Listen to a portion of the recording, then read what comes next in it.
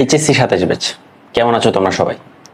আজকে আমরা এইচএসসি লাইফে কি কি বই কিনতে হবে, কোন কোন বই পড়লে ভালো হবে, কোন কোন বই না পড়লেও চলবে, আর কিভাবে আমরা শুরু থেকেই ইঞ্জিনিয়ারিং, মেডিকেল বা ভার্সিটির জন্য প্রিপারেশন নেওয়া শুরু করব বা মাথায় রাখবো কিভাবে আগেলে আমাদের জন্য ভালো হবে, ওটা সম্পর্কে আমরা একটা ছোটখাটো আলোচনা আজকে করব।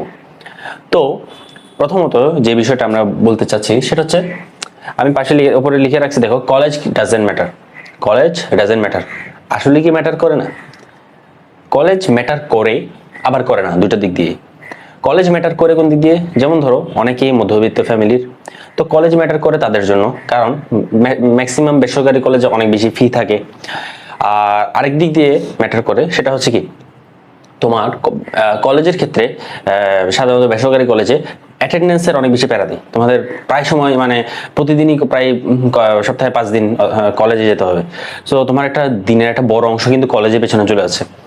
তো এটা একটা তোমার ড্রব্যাক, যে তোমার এমনি টাকা পয়সার সমস্যা, টাকা পয়সার দিক দিয়ে তোমার একটা সমস্যা হচ্ছে, তোমার ফ্যামিলি এফোর্ড করতে পারছে না বা কষ্ট হচ্ছে, বেশি ফি। আর আরেকটা হচ্ছে তোমার অ্যাটেন্ডেন্সে, কারণ তোমার এইচএসসি লাইফে তোমার নিজেকে সময় দিলেই তোমার পড়াশোনাটা তুমি গুছিয়ে নিতে পারবে, কিন্তু তোমার দেখা যায় কলেজে ম্যাক্সিমাম পড়াশোনা হয় না ঠিক মতো, আর সেজন্য একটা বড় একটা সময় কিন্তু তোমার কলেজে চলে যায়। আর ওই দিক দিয়ে তোমার ভালো কলেজের ব্যাপার হচ্ছে, ভালো কলেজের মেরিট কি কি। ভালো কলেজের মধ্যে তোমার প্রথমত পিয়ার প্রেশার, তোমার ভালো ভালো স্টুডেন্টরা ওখানে যায়, ওখানে সিরিয়াস স্টুডেন্টরা যায়, যার কারণে তো ওদেরকে ওদের দেখা দেখি তোমরাও কি হয়, তোমরাও সিরিয়াস হওয়ার একটা প্রবণতা আসে বা আরো পড়াশোনা করার একটা উৎসাহ আসে। এটা একটা। আর আরেকটা বিষয় হচ্ছে অ্যাটেন্ডেন্সের প্যারা একটু সাধারণত সরকারি কলেজগুলোতে কম থাকে, খুবই কম থাকে বেসরকারি কলেজের তুলনায়। সো এই দিক দিয়ে কলেজ ম্যাটার করে। কিন্তু আবার কলেজ ম্যাটার করে না কোন দিক দিয়ে? কলেজ ম্যাটার করে না তোমার রেজাল্টের দিক দিয়ে। অহরহ স্টুডেন্ট আছে যারা কোনো মানে বেসরকারি কলেজে পড়ছে বা ভালো নামি দামি কোনো সরকারি কলেজে চান্স পায়নি, কিন্তু তারা এখন বর্তমানে অনেক ভালো ভালো জায়গায় বিভিন্ন ইউনিভার্সিটিতে চান্স পাইছে, তারা ওখানে ভালো মতো পড়াশোনা করতেছে। এই মানে তোমার চান্স পাওয়া বা তোমার এইচএসসি লাইফের রেজাল্টটা কি হবে ওটার উপর কিন্তু তোমার কলেজটা ম্যাটার করে না। তোমার কলেজ ম্যাটার করে তোমার এইচএসসি লাইফটাতে তুমি পড়াশোনাটা কিভাবে আগাবে। এই বললাম টাকা পয়সার সমস্যা, বেসরকারি কলেজে এদিক দিয়ে একটা সমস্যা থাকে, অ্যাটেন্ডেন্সের সমস্যা, অ্যাটেন্ডেন্স বেশি প্যারা দেয়, ঠিক আছে। এইটা বাদে তোমার কলেজ কিন্তু কোনোভাবে ম্যাটার করে না। সো এইচএসসি লাইফে ঢোকার আগেই, রেজাল্ট দেওয়ার আগেই তোমাদের মাথায় একদম ক্লিয়ারলি মাথায় ঢুকে নিতে হবে যে আমার কলেজ কোনটাতে আমি পড়তেছি, ভালো বা খারাপ, ওটা আলটিমেটলি আমার রেজাল্টের উপর কোনো ইফেক্ট ফেলবে না। যেই পয়েন্টগুলো আমি বলছি সেগুলো বাদে, মানে রেজাল্ট যা হবে এটা সম্পূর্ণ তোমার উপর। তুমি এইচএসসি তে কি পড়াশোনা করছো না করছো এগুলো সবগুলো তোমার উপর, তোমার রেজাল্ট তুমি ডিসাইড করবা, ঠিক আছে। সো এটা গেল যে কলেজ ডাজেন্ট ম্যাটার। সো হতাশ হওয়ার দরকার নেই, রেজাল্ট অনেকের পরীক্ষা খারাপ হয়েছে তারা হতাশ হওয়ার দরকার, আবার অনেকের পরীক্ষা বেশি ভালো হয়ে গেছে তারাও এটা ভেবে থাকার দরকার নেই যে আমি ভালো কলেজে পড়তেছি তার মানে আমারও ভালো কিছু হবে। অনেক স্টুডেন্ট আছে যারা ভালো ভালো কলেজে চান্স পায়নি, কিন্তু আলটিমেটলি কি করছে, মানে এডমিশনে গিয়ে তারা তেমন একটা ভালো করতে পারবে বা এইচএসসি তে খারাপ করছে, এরকম অহরহ উদাহরণ আছে। সো কলেজ কিন্তু তোমার রেজাল্ট নির্ধারণ করবে না, তোমার রেজাল্ট কিন্তু তোমার থেকেই নির্ধারণ করতে হবে। গেল এটা। তারপর ফিক্স ইউর গোলস, ঠিক আছে, ফিক্স ইউর গোলস ফার্স্ট। যেমন এই বন্ধে কি করা উচিত? দেখো আমাদের দেশে সাধারণত ট্রেন্ড থাকে ইঞ্জিনিয়ারিং নয়তো মেডিকেল নয়তো ইউনিভার্সিটিতে অনেকগুলো সাবজেক্ট থাকে। তোমার টার্গেট থাকবে তুমি আগে থেকে তোমার গোলটা ফিক্স করে ফেলবা। আমি কি আসলে ইঞ্জিনিয়ারিং এ যেতে চাচ্ছি, আমি কি আসলে মেডিকেলে যেতে চাচ্ছি, আমি কি আসলে ভার্সিটিতে কোনো একটা সাবজেক্টে পড়াশোনা করতে চাচ্ছি, এটা যাতে তোমার ফার্স্ট ইয়ার শুরু হওয়ার আগেই তোমার কিন্তু যাতে ক্লিয়ার থাকে। এটা যদি ক্লিয়ার না থাকে তাহলে হবে কি, তুমি ফার্স্ট ইয়ারের প্রথম 5-6টা মাস চলে যাবে কিন্তু তুমি মানে কোনো গোল খুঁজে পাবে না, তুমি আসলে কেন পড়াশোনা করতেছো এটা তুমি বুঝতে পারবে না, বুঝে উঠতে পারবে না। কিন্তু যদি তোমার একটা গোল ফিক্স করা থাকে যে আমি আসলে ইঞ্জিনিয়ারিং এর জন্য পড়তেছি, তাহলে তুমি শুরু থেকে ওই ধাঁচে পড়াশোনাটা করবা, ঠিক আছে, ওই ধাঁচে পড়াশোনাটা করবে, যার কারণে তোমার গ্যাপটা খুবই কম হবে। কিন্তু তুমি যদি গোল ফিক্স না করো, এমনি পড়াশোনা করতেছি করি নাই এইরকম করতেছো, তাহলে কিন্তু দেখা যাবে কি তুমি অন্যদের থেকে পিছিয়ে যাবা। আর দ্বিতীয়ত তুমি পড়াশোনা আগ্রহ যেটা, মানে তুমি কেন পড়াশোনাটা করতেছো, এইচএসসি লাইফে কেন কষ্টটা করবা, এই উদ্দীপনাটা তুমি পাবা না। সো ফার্স্টেই তোমার গোলটা ফিক্স করে ফেলতে হবে। 3 নাম্বার, এটা অনেক ইম্পর্টেন্ট একটা point, 3 mistakes that you really need to avoid, ঠিক আছে, এটা কিন্তু তোমার মাস্ট অ্যাভয়েড করতে হবে। কি কি? প্রথমত লিখি। 1 নাম্বার হচ্ছে, এটা হচ্ছে ছেলেদের জন্য, পলিটিক্স।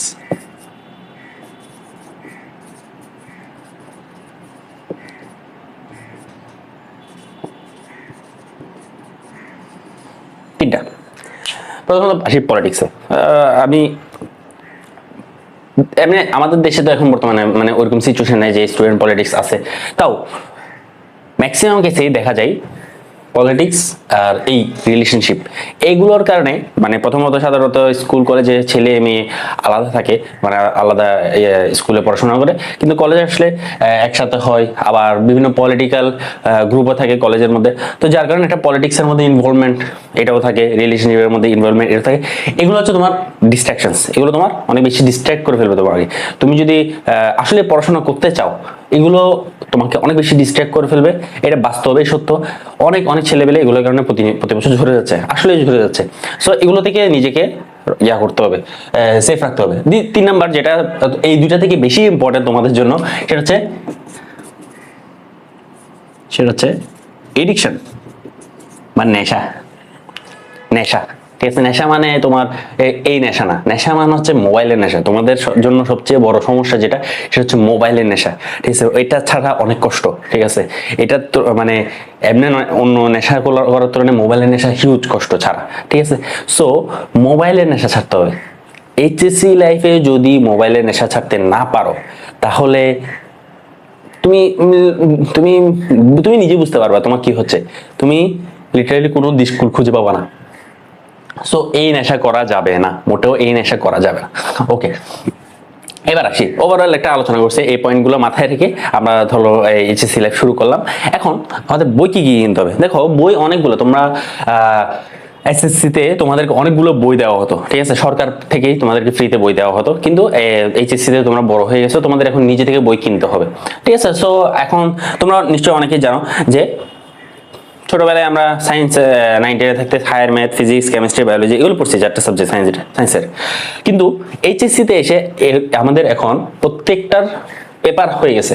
যেমন ধরো হায়ার ম্যাথের ফার্স্ট পেপার, সেকেন্ড পেপার, ফিজিক্সের ফার্স্ট পেপার, সেকেন্ড পেপার, কেমিস্ট্রির ফার্স্ট পেপার, সেকেন্ড পেপার, বায়োলজির ফার্স্ট পেপার, সেকেন্ড পেপার, এরকম পেপার ওয়াইজ আমার ভাগ হয়ে গেছে। First year first paper, second year second paper, এগুলো এটা নর্ম আর কি।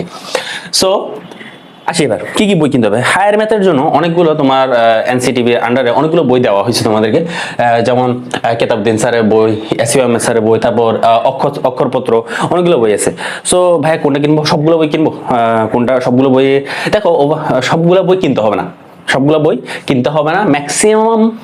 ম্যাক্সিমাম বইয়ের মধ্যে সবগুলো বইয়ের মধ্যে ম্যাক্সিমাম সব ম্যাথ কাছাকাছি লেভেলে, ঠিক আছে? তাই একটু এদিক ওদিক বেশি না। সো ভাইয়া কোনটা কিনবো? দেখো, যারা ভালো স্টুডেন্ট ওরা সাধারণত দুইটা কিনে, ঠিক আছে? দুইটা কিনে, কিন্তু আমি মনে করি ম্যাথের জন্য দুইটা কেনা আসলে নেসেসারি না। দুইটা কেনা নেসেসারি না। তুমি যদি এই কেতাবউদ্দিন স্যারের যে বইটা ওটা কিনো, তাহলে কিন্তু তোমার হয়ে যাবে। তুমি এইচএসসি প্লাস এডমিশন তোমার দুইটাই হয়ে যাবে। কেতাবউদ্দিন স্যারের বই যথেষ্ট পরিমাণ ভালো ভালো ম্যাথ আছে। এসইউ আহমেদ স্যারের বইটা গুছানো, তবে আমি একটু প্রেফার করি না, ঢাকার অনেকগুলো কলেজে এটা পড়ায়। অক্ষরপত্র আরো গুছানো একটা বই, ঠিক আছে? কিন্তু আমি প্রেফার করবো হচ্ছে কেতাবউদ্দিন স্যারের বইটা যদি A to Z পড়ে ফেলো, তোমার এডমিশনে প্লাস একাডেমিক কোনো বই লাগবে না ইনশাল্লাহ, ঠিক আছে? তো গেল, তুমি এটা কিনলা। আর যদি নিতে চাও কিন্তু এসইউ আহমেদ বা যে তোমাদের অক্ষরপত্র যেটা, ওটা কিনলা। আরেকটা গেল, এবার আসি ফিজিক্সের ক্ষেত্রে অনেকগুলো বই আছে, বললাম Ishaq sir, Selu sir, Tapan sir, আরো অনেক ধরনের বই আছে, আরো অনেকগুলো রাইটারের বই আছে। ওনারা হচ্ছে বিভিন্ন কলেজের প্রফেসর বা ভার্সিটি প্রফেসর, ওনারা বইগুলো লিখছেন। তো ইসাক স্যার, আমি এখানে দেখো আমি সিরিয়ালি দিছি এগুলা। ফিজিক্সের ক্ষেত্রে কোন বইটা কিনবো? আমরা ইসাক স্যারের বইটা কিনবো, পারলে সেলু স্যারের বইটা কিনবো। তপন স্যারের বইটা আমি একটু প্রেফার করি না, কারণ তপন স্যারের বইটা একটু সহজ করে লেখা। অনেকে এটা প্রেফার করে সহজ করে লেখা দেখি, আমি এটা প্রেফার করি না, কারণ আলটিমেটলি বেশি সহজ তোমার কোনো কাজে আসবে না, ঠিক আছে? বেশি সহজ তোমার কোনো কাজে আসবে না, তোমার দেখা যাবে একটু জটিল টাইপের ম্যাথই তোমাকে কিন্তু পরীক্ষা দিবে। সো ইসাক স্যারের বইটা নিবা মাস্ট। আর সেলু স্যারের বইটা যদি নিতে চাও নিতে পারো, ঠিক আছে? এটাও সুন্দর করে গোছানো লেখা বই। তপন স্যারেরটাও ভালো, কিন্তু আমি প্রেফার করি না। সো ইসাক স্যারেরটা মাস্ট নিবে, ইসাক স্যারেরটা নিবে। আর আমি বলবো যে কোনো একটা নিয়ে তোমার ফিজিক্সের ক্ষেত্রে আরেকটা বই নিতে হবে, সেটা হচ্ছে গাণিতিক পদার্থবিজ্ঞান। সেটা হচ্ছে কি গাণিতিক পদার্থবিজ্ঞান। এটা কি? এটাতে সব ধরনের ম্যাথমেটিক্যাল কোয়েশ্চেন, যেসব যারা এগুলোতে আছে। যেমন ধরো তুমি ইসাক স্যার কিনা, কিন্তু সেলু স্যারের বইয়ের ম্যাথ, তপন স্যারের বইয়ের ম্যাথ, আরো অনেকগুলো রাইটারের বইয়ের ম্যাথ, সবগুলো রাইটারের ম্যাথ এখানে চলে আসছে। সো যার কারণে তোমার কিন্তু একটা বই কিনলে হবে জাস্ট থিওরির জন্য, এমসিকিউ বা ওই টাইপের ক খ এগুলোর জন্য, থিওরির জন্য এটা নিলা। আর বাকিগুলোর জন্য, বাকি স্যারের বইয়ের ম্যাথের প্র্যাকটিসের জন্য গাণিতিক পদার্থবিজ্ঞানটা নিয়ে না, এটা নিবা। এবার আসি কেমিস্ট্রির জন্য। কেমিস্ট্রি ক্ষেত্রেও সেম। কেমিস্ট্রি ক্ষেত্রে অনেকগুলো স্যার আছে, হাজারি স্যার, গুহ স্যার, কবির স্যার, অনেকগুলো আছে। কেমিস্ট্রি ক্ষেত্রে ভালো হচ্ছে হাজারি স্যারের বই, সবচেয়ে ফেমাস হচ্ছে হাজারি স্যারের বই। গুহ স্যারের বইটাও ঢাকার অনেকগুলো কলেজে পড়ায়, নটরডেম কলেজের মধ্যে গুহ স্যারের বই পড়ে। হাজারি স্যারের বইটা অনেক সহজ করে লেখা, ভালো, এটা আসলে ফলো করা হয়, এটা অনেক ফেমাস। হাজারি স্যারের বইটা যদি A to Z পড়ে ফেলে তাহলে তার কিন্তু মোটামুটি 95% ক্লিয়ার হয়ে যাবে কেমিস্ট্রি বিষয়টা। আর বাদ বাকি ম্যাথমেটিক্যাল প্র্যাকটিসের জন্য ওই আবার সেম গাণিতিক রসায়ন, ঠিক আছে? গাণিতিক রসায়ন চেষ্টা করবো মেট্রো পাবলিকেশনের যেটা আছে ওটা না নেওয়ার জন্য। মেট্রো পাবলিকেশনটা আমার তেমন একটা ভালো লাগে নাই, গুছানো নাই, মেট্রো পাবলিকেশনটা গুছানো নাই। টাইপ ভিত্তিক যেখানে সমস্যা আছে, এখানে কি টাইপ ভিত্তিক যেখানে সমস্যা, টাইপ ভিত্তিক প্রবলেম, যেটাতে টাইপ ভিত্তিক প্রবলেম সাজানো আছে ওটা কিনবা। যেমন ধরো লেকচার, সম্ভবত লেকচার, পাঞ্জাবি, এগুলো ক্ষেত্রে দেখতে পারো, রয়্যালের দেখতে পারো, এগুলোর মধ্যে টাইপ ভিত্তিক ভাবে প্রবলেমগুলো সাজানো থাকে। সো ওগুলো বেটার, ঠিক আছে? টাইপ ভিত্তিক প্রবলেম যেখানে সাজানো থাকে ওগুলো বেটার। ওকে, গেল কেমিস্ট্রি ক্ষেত্রে। এরপর বায়োলজি ক্ষেত্রে ফেমাস হচ্ছে এই দুইটাই, আরো অনেকগুলো স্যার আছে, ম্যাক্সিমাম এটাই কিনবা। ফার্স্ট পেপারে হচ্ছে আবুল হাসান স্যারের বই, সেকেন্ড পেপার হচ্ছে গাজী আজমান স্যারের বই, এইগুলোই। সো ওভারঅল আমার মানে সায়েন্সের যে 4টা subject, higher math, physics, chemistry, biology, এই 4টা সাবজেক্টের জন্য এই হাতে গোনা কেতাবউদ্দিন, ইসাক স্যার, হাজারি স্যার আর এই 5টা 1 2 3 4 5 ফার্স্ট ইয়ারের জন্য এই 5টা বই কিনবা। ফার্স্ট ইয়ারের 5টা বই, সেকেন্ড ইয়ারের 5টা বই, শেষ 10টা বই সায়েন্সের গুলোর জন্য। বাংলা, ইংলিশ এগুলো তোমরা লাইব্রেরিতে যোগাযোগ করলে পাবে। এগুলো এক ধরনের বই থাকে, একটা পার্টিকুলার বই থাকে। সো এগুলো তোমরা বিভিন্ন ইয়াতে লাইব্রেরিতে যোগাযোগ করলেই পাবা। এই গেল হচ্ছে কাহিনী। এখন এই যে বই কিনলাম, বইগুলো কিন্তু ফার্স্ট পেপার, সেকেন্ড পেপার এগুলো করে কিনবো, ঠিক আছে? এখন আরেকটা কথা, সেটা হচ্ছে আমি এদিকে একটা শর্ট লিখে রাখছি, দেখো দেখা যাচ্ছে কিনা নাকি আমরাই, not necessary but try to start early. যে আমার সময় তো আছে, এখন বন্ধের টাইম, ঠিক আছে? এখন এই বন্ধের টাইমে কি করবো? আসলে প্রথমত বললাম গোলটা ফিক্স করো। এই বন্ধের টাইমটাতে তুমি গোলটা নিয়ে চিন্তা করো, আসলে আমি করবোটা কি, ঠিক আছে? একটা 2 নম্বর বিষয়, এটা নেসেসারি না, কিন্তু ভালো স্টুডেন্টরা, যারা ভালো স্টুডেন্ট, ওটা একটু ট্রাই করবা, তারা একটু ট্রাই করবা যে আসলে জিনিসটা কি। এই বইগুলো আরো রিসার্চ করো। আমি একটা বললাম, তুমি আরো একটু রিসার্চ করো, বা আমি কি করব, কিভাবে পড়াশোনা করব, কোত্থেকে পড়া শুরু করব, কি বই কিনা, আসলে গাইড কিনবো কিনা। আচ্ছা, গাইডের কথা বলি, তোমার কি কোনো গাইড কেনার দরকার আছে এগুলোর জন্য? এইচএসসি তে গাইডের দরকার নেই, কারণ আমাদের বইগুলো যথেষ্ট পরিমাণ ইনফরমেটিভ। বইয়ের মধ্যে মোটামুটি সবকিছু এমসিকিউ, যথেষ্ট পরিমাণ এমসিকিউ আছে, সিকিউ, সবকিছুর সিকিউ না, গাণিতিক যে প্রবলেম, ওগুলোর প্রবলেম সলিউশন এখানে পাবা। আর এমসিকিউ এখানে যথেষ্ট পরিমাণ দেওয়া আছে। সো বই এনাফ। এইচএসসি তে কোনো গাইড টাইড পড়ার দরকার নেই, গাইড নিতে হবে না। তাও একান্ত কারো যদি লাগে সেটা ভিন্ন বিষয়, কিন্তু গাইড লাগবে না, এটা হচ্ছে মূল কথা। তো যেটা বলতেছিলাম সেটা হচ্ছে একটু চেষ্টা করো আর্লি স্টার্ট করতে, মানে অন্তত যাতে তোমার ফ্লোতে ঢুকতে সময় না লাগে। যেমন ফার্স্ট ইয়ারে প্রায় সময় সবগুলা স্টুডেন্ট ঢুকে কলেজে যায়, কলেজ থেকে আসে টায়ার্ড হয়ে যায়, ঘুমায় যায়, এটা করতে করতে 4-5 মাস চলে আসে। কিন্তু পরে দেখা যায় কি প্রি টেস্ট বা ফার্স্ট ইয়ার ফাইনাল ধুম করে চলে আসে, মানে 7-8 মাস কেমনে চলে গেছে সে বুঝতেও পারে না।